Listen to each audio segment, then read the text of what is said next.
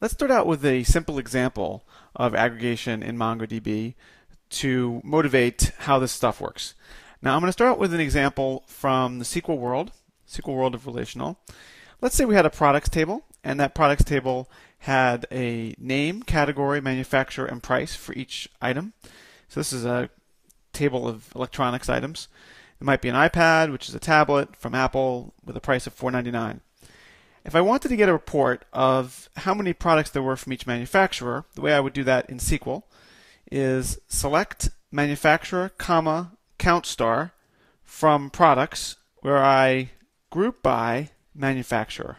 And this would give me a report that would provide me the number of products from each manufacturer. Again, it's select manufacturer, count star from products, group by manufacturer.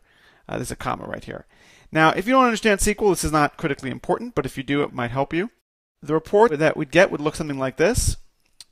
We would have a manufacturer, and then the count star for each one. So we would have a little report that said, okay, Apple has 2 products and Samsung has 3 products. So it's this group by clause that is very interesting, along with this aggregation function, which in SQL was count star.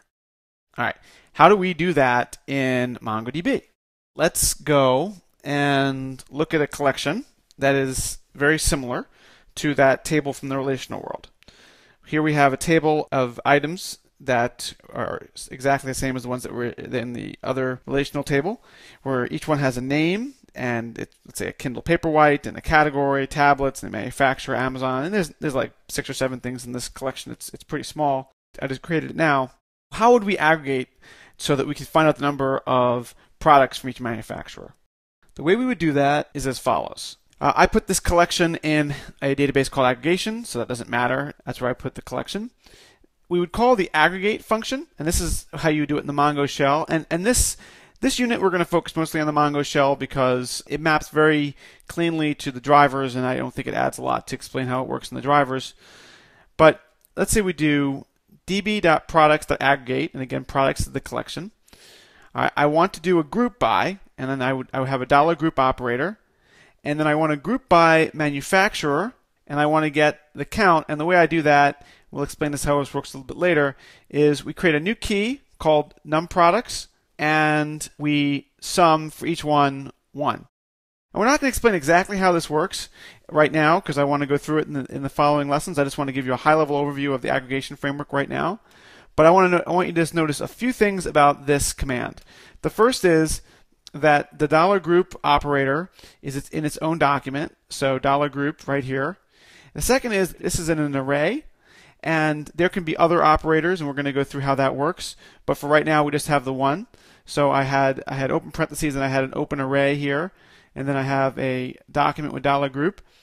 The value for the $group operator has a couple different parts. The first part is _ID, and you can kind of think of this as creating a new collection where we're going to group by manufacturer.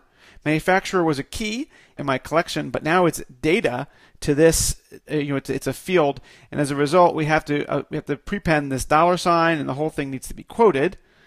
And then it's going to create a new field called numProducts that is going to call the $sum operator and add 1 for each one. We'll go through exactly how this works, but let's just see it work and see what we get.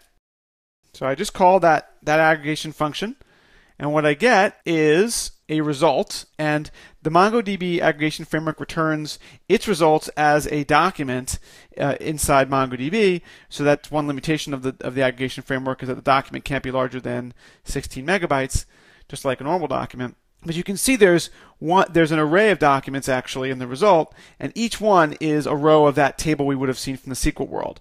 So Google numProducts 1, Amazon numProducts 2, Sony numProducts 1. All right, so that's the overview of the way you would do a simple group by and get the number of items by manufacturer in this small collection. Now it's your turn to write one of these so you can get a feeling for how it goes. Here's the quiz. Let's say you had a collection of products, just like the one I just showed you, and you wanted to count the number of products not by manufacturer, as I just did, but by category. So you just need to go back and look at how that query works. Have the resulting key be called numProducts, just as I did. You just need to change the column name here from manufacturer to category, or I should say the key name. That's all that's required to get this to work, and we'll explain how it works in subsequent lessons. But I'd like you to type that below. And just so it makes it easier for us to grade it, if you could double quote all of the key names, that would be helpful. That's not strictly speaking necessary, and I didn't double quote everything, but just double quote it all. That'll make it better.